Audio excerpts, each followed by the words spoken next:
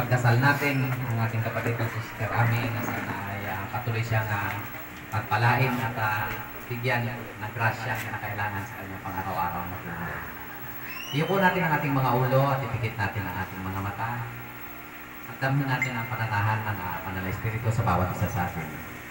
Sabay-sabay natin siyang luwalhatiin sa ngalan ng Ama, ng Anak, ng Espiritu Santo. Amen. Amang Diyos na makapangyarihan, amang Diyos na mapagpala. Sa gabing ito, sa iyong kapurihan, sa iyong karangalan. Dinadakila ka namin sa napakagandang araw na muli pinagkaloob mo sa bawat isa ng Lord God. Sa araw na ito, pinagdiriwang namin ang kapistahan ng aming Panginoong Kristong Hari, Lord God. Kasabay din ang pagdiriwang ng kaarawan ng aming kapatid na Sister Ami, Lord God.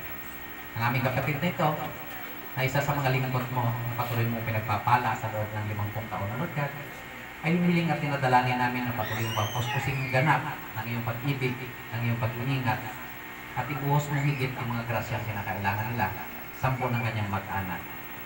Lord God, manahan ka sa 4 na sulok ng tahanan ito upang ang iyong biyaya, ang iyong pag-ibig, ang patuloy na maghari sa mag-anak na ito. Nawa ikaw ang patuloy na maging sentro ng kanilang pagsasamahan, ang maging sentro ng kanilang pag-uwigan na higit sa lahat, ang maging sentro ng kanilang pagsasama din ng pamilya, Lord God. Lord, ang mag-anak na ito ay ginawang mga ehemplo ng mabuting anak at ehemplo ng mabuting pamilya, Lord God. At sa gabing ito, lahat kaming naririto ay patuloy na nananalangin sa iyo, na patuloy mong pagpalain at ingatan ng aming kapatid na si Sister Ami, Lord God, lalo higit sa kanyang pagtatrabaho, Lord God. At ganoon din, ingatan mo ang kanyang kabiyak, ang aming kapatid na si Brother Ray, ganoon din ang kanilang 2 anak, Lord God. Nawa, puspusin mo pang higit ang pagpapala at ibigay mo ang kahilingan ng mag-asawang ito. Puspusin mo ng iyong grasya ang bawat intensyon ng kanilang puso, Lord God. Ganon din, puspusin mo rin ng grasya ang bawat isang naririto, Lord God, lalo higit kami mga tatanggap ng mga pagkain sa aming harap, Lord God, ang inihanda ng mag-anak na ito. Hiling at dalangin namin, puspusin ng iyong grasya ang mga pagkain nito, na nawa maging kalakasan hindi lamang ng aming katawan, ngunit higit ng aming mga spiritual na pangangailangan, Lord God. Ganon din, alalahanin mo ang mga kapatid namin walang makain sa mga oras na ito, nawa ang iyong pagpapala ay padaloy at parating mo rin sa kanila, Lord God. At ang lahat ng ito ay pinagkakapuri, pinapasalamat namin sa pamamagitan ng iyong anak na si Jesus, nabubuhay siya at naghahari ngayon magpasawalang hanggan. Amen. Sa ngalan ng Ama, ng Anak, ng Espiritu Santo. Amen. Talagang magandang gabi po sa ating lahat. Una po sa lahat ay pinagpapasalamat po natin sa ating Panginoon na kayong lahat ay nakarating sa napakahalagang araw ng ating kabiyak na si Ami. Ganda na.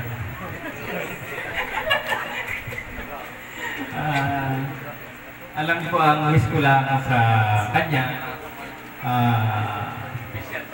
magandang buhay, malusog na pangatawan, at sana kung may dumating man ng mga problema, ay kayanin namin.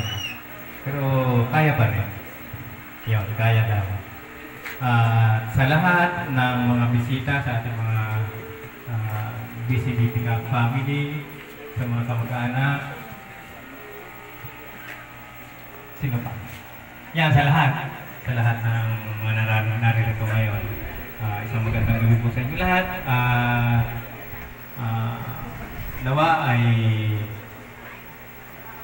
Nawa ay maging masaya tayo ngayon. Kasi bawal po ang malungkot dito. Pagpasok nyo sa gate na yan, bawal na po yung malungkot. Kaya lahat dito dapat masaya. Okay. Maraming salamat po at pwede na po tayo kumain. Kanta muna. Happy birthday. Ganda ako singer! Sabi ko sa'yo, ikaw bang lead? Happy birthday. Take two. Sige. Happy birthday to you. Happy birthday to you. Happy birthday, happy birthday. Happy birthday to you. Happy birthday to you. Happy birthday to you. Happy birthday, happy birthday. Happy birthday to you. Hip hip hooray! Napasayaw ko rin si Tita. Intro pa lang sintonado na.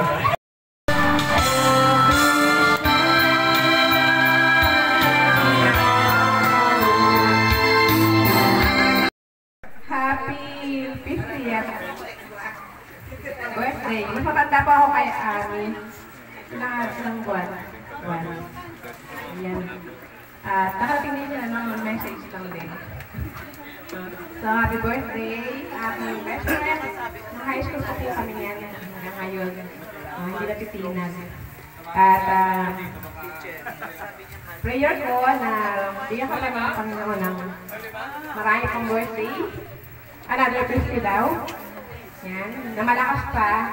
At syempre, katagumpayan sa lahat ng mga plano sa pagbiyahe ng Panginoon.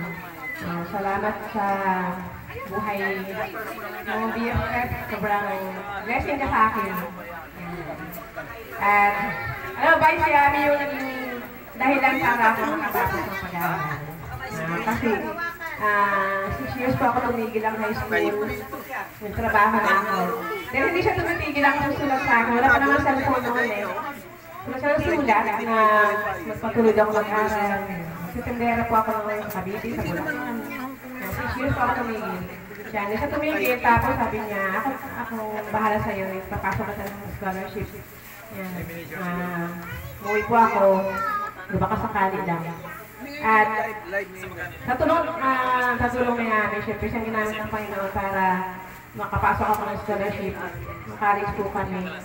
At patuloy na siya tumutulong para magkaroon ako ng iba't ibang scholarship hanggang makatapos po ako ng pag-aaral. So, salamat sa Panginoon kasi pagka-graduate ko ng college nakapasok din agad. At siyempre hanggang ngayon, BFF kami, hindi matitinag. No? So, in behalf of Menchik pa din, na sa Korea ngayon, kaya padala ng mga ibuking na yan. Ginamit lang ako para magawa ng konti. So, yun. Kasi po, talaga solid kami noong high school. Hanggang ngayon magtanda kami, best friend forever po. No? So, I'm happy for you. At salamat sa blessing mo sa buhay ko. So, thank you very much sa mga anak. Patuloy na biyaya ng Panginoon na makatapos ng pag-aaral. Siyempre, alam ko na sila din yung dahilan. Kaya may mga ganito-ganito din mga pakulo-kulo. May ganoon din po sa akin nung 50th ko. Siyempre, surprise din ako ng pamilya ko. Kasi ng mga high school kami, hindi naman naranasan mga ganito. Yung mga suman lang na tumuting kahoy. Yeah. Masaya na kami. Pero salamat sa Panginoon kasi dinayakan ng pamilya na talaga nagpagmahal. Kaya happy ako sa iyo, BFF. At sana forever, bigyan ka ng Panginoon ng mahabang buhay at karakan. Mga blessings na dumarating sa iyong buhay. At masaya ako kasi sa lahat ng mga pagsulong sa buhay, ngayon, ito na, pati sa mga anak ko, pinagpapala. Sana, patuloy kang pagkaruban ng malusog at malakas na pangangatawan. At magkaroon pa ng maraming mga blessings. Sige po, habang hinihintay po natin sila, hingihan na po natin ang message ng gwapo namin dito. Isang mapagpalang gabi po sa ating lahat. Ako po'y nagparinig dahil sa karawan ni Ami na awa ng Diyos karami kami ng maayos ng ipat. Papasalamat din po ako sa hindi ko na-expect na grande anisya ang dito po. Kasi po mahirap po kasi ako makatulog ng ganito. Maraming kaibigan na tumatagin at nagmamahal sa isang araw. Hindi nyo ko lang sinabihan na meron pa din yung ganito. Totoo lang isa pong karangalan na karawan. Bakit? At isang bagay na kumakalim sa aming memorya, sa aming mga puso na makahalog dito, lalo ng mga Kristiyano, may pananampalataya sa Isus Cristo lang ang Panginoon.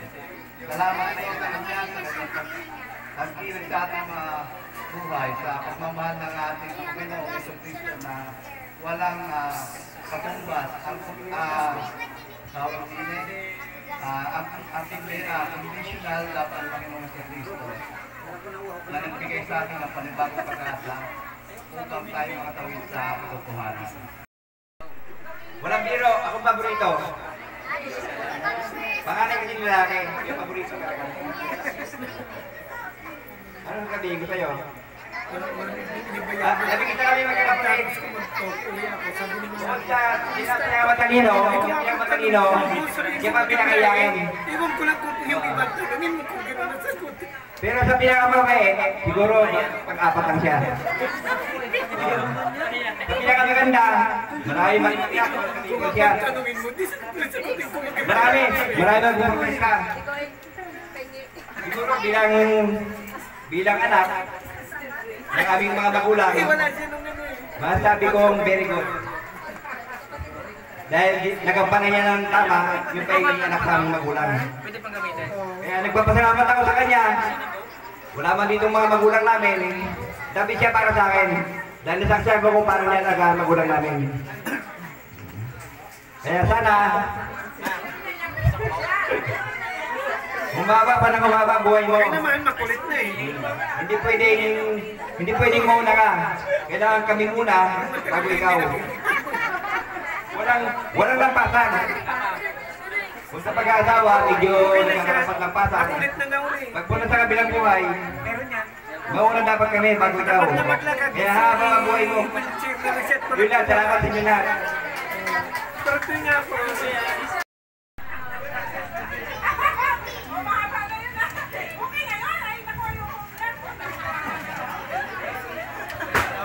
Hindi ko nabate kaya kaya. Bukas pa kasi birthday niya. Hindi ko nabate. Ay, happy birthday. Bukas. Ako rin bukas. 25. Ay, may nagreklamo dito. Sa barangay po kayo magreklamo.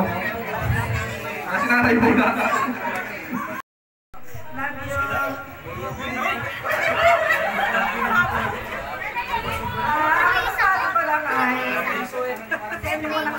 Maraming salamat po sa inyo nagpapakasal. Salamat din po sa pagmamahal niyo sa kanya, sa kanyang pamilya, dalawang anak, sa kanyang asawa. Maraming salamat po sa inyo sa pag-alaga niyo sa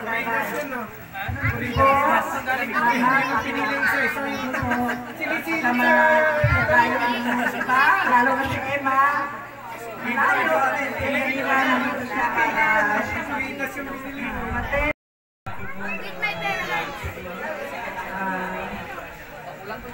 sana magkaroon ka pa ng maraming birthday, kasama-sama pa tayo magkakapatid, magkakalala tayo ng ulang, may buo pa rin ang ating samahan bilang magkakapatid.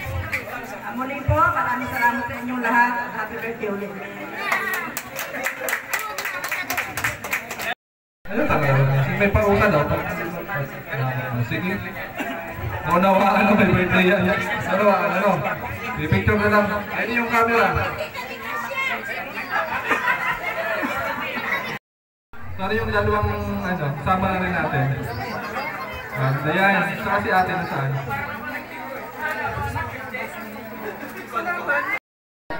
Bigyan na rin po natin ang message po si Dayan.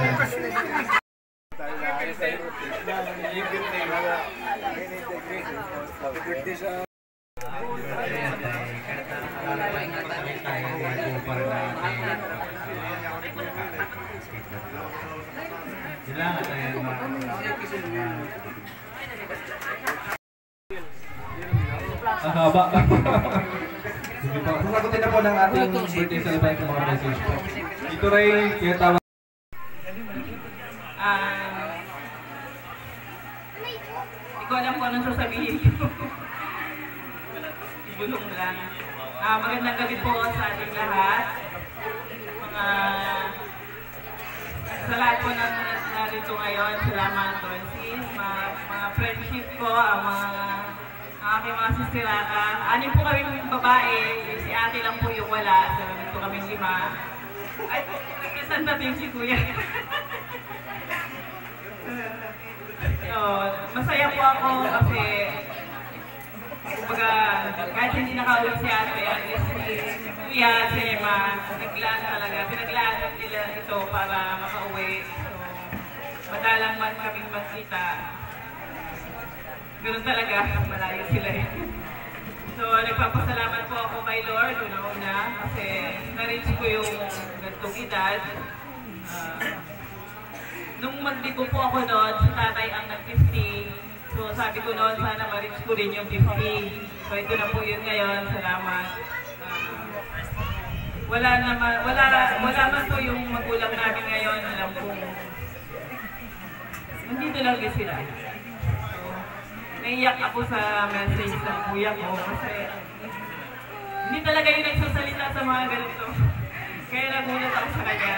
Saka hindi yung nagpupunta sa mga ganitong pasyon kahit na bihira po talaga. So, sa ligaya kasi sila lahat. Sobrang pasasalamat ko at nandito po silang lahat. Kumbaga, ang kapatid ko lang po wala ay yung nasa malayo naman. Pero yung nandito lang sa Mindoro, nakarating naman po lahat.